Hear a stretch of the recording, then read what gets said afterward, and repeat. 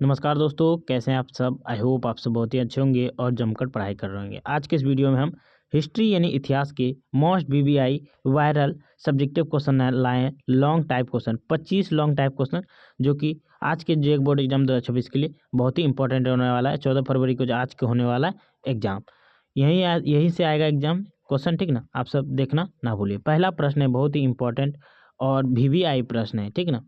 तो चलिए एक एक करके सभी क्वेश्चन का आंसर देख लेते हैं। पहला प्रश्न है हमारा, 1857 की क्रांति की असफलता के कारणों का उल्लेख करें।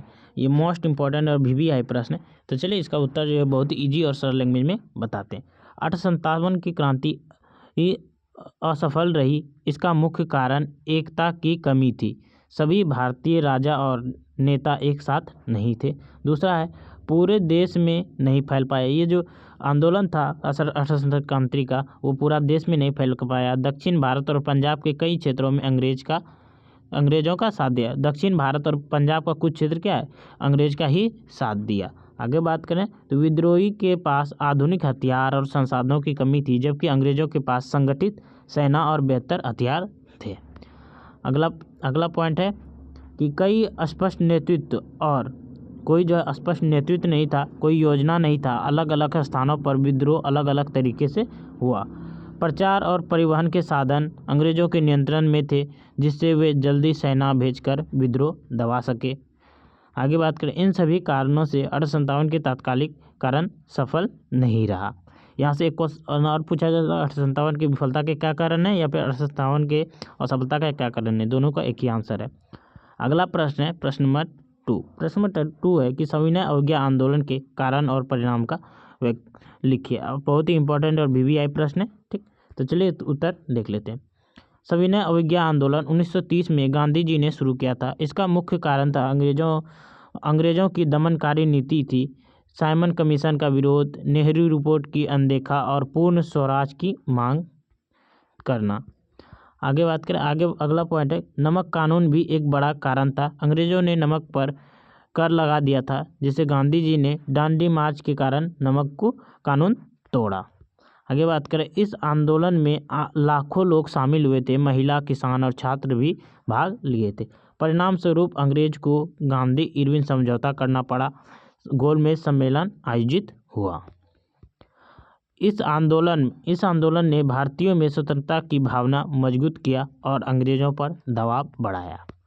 अगला प्रश्न है प्रश्न नंबर 3। प्रश्न नंबर 3 है, भारतीय राष्ट्र आंदोलन में महात्मा गांधी की भूमिका का वर्णन करें।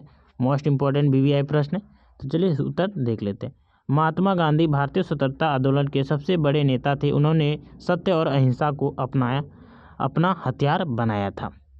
आगे बात करें, 1917 में चंपारण सत्याग्रह से उन्हें आंदोलन की शुरुआत की। इसके बाद असहयोग आंदोलन, सविनय अवज्ञा आंदोलन और भारत छोड़ो आंदोलन का नेतृत्व किया। आगे बात करें तो गांधी जी ने अपना जनता को राजनीति से जोड़ा। किसान, मजदूर, महिला और छात्र आंदोलन में शामिल हुए। उन छुआछूत के खिलाफ आवाज़ उठाई और हिंदू मुस्लिम एकता पर जोर दिया। गांधी जी के नेतृत्व में आंदोलन जन आंदोलन बन गया और अंततः जो क्या हुआ, 1947 में भारत को स्वतंत्रता मिल गई। अगला प्रश्न है प्रश्न नंबर 4। प्रश्न नंबर 4 हमारा कि भारतीय संविधान के निर्माण की प्रक्रिया का वर्णन करें। मोस्ट इंपॉर्टेंट और वीवीआई प्रश्न है। तो चलिए इसका उत्तर देख लेते हैं।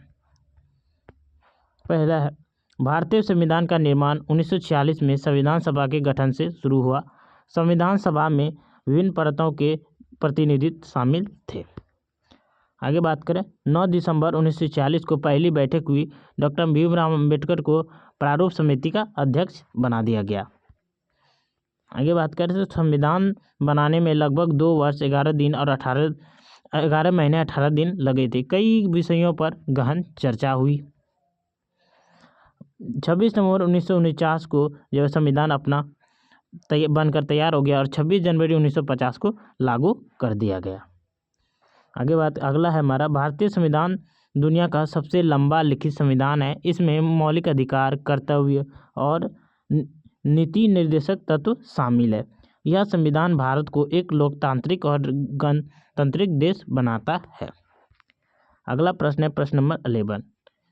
प्रश्न नंबर 5 है कि 1857 के विद्रोह के प्रमुख कारण का वर्णन करें। मोस्ट इंपॉर्टेंट VVI प्रश्न है, तो चलिए उत्तर देख लेते हैं। 1857 का विद्रोह कई कारणों से हुआ। पहला है राजनीतिक कारण में अंग्रेजों की हड़प नीति प्रमुख थी। इससे कई भारतीय राज्यों को अंग्रेजों ने अपने अधीन कर लिया। नाना साहेब, रानी लक्ष्मीबाई जैसे शासक इससे क्या हुए, प्रभावित हुए। आगे बात करें, आगे है आर्थिक कारण। ठीक, आर्थिक कारण भी महत्वपूर्ण थे। अंग्रेजों की कठोर कर नीति मतलब कि टैक्स नीति किसानों और जमींदारों को परेशान करते थे। भारतीय उद्योग को नष्ट किया गया, जिससे कि कारीगर क्या बेरोजगार हो गए। आगे है सामाजिक कारण। सामाजिक और धार्मिक कारण में अंग्रेज द्वारा सामाजिक सुधार को जबरदस्ती लागू करना और ईसाई धर्म का प्रचार का डर शामिल था। आगे बात करें सैनिक कारण, सबसे तात्कालिक थे। सैनिक और तात्कालिक कारण, भारतीय सिपाहियों को कम वेतन मिलता था और भेदभाव होता था। एनफील्ड राइफल के कारतूस में गाय और सूअर की चर्बी लगी होने की अफवाह ने विद्रोह को चिंगारी लगाई। आगे बात करें, इन सभी कारणों से 1857 का विद्रोह हुआ था। आई होप आप समझ होंगे। तो बताइए वीडियो कैसा लगा। अगर वीडियो अच्छा लगा वीडियो को लाइक कीजिए, चैनल को सब्सक्राइब कीजिए और चैनल को सब्सक्राइब करके ज़्यादा से ज़्यादा बच्चों तक शेयर जरूर कीजिए। चलिए मिलते हैं अगले वीडियो में। जय हिंद, जय भारत।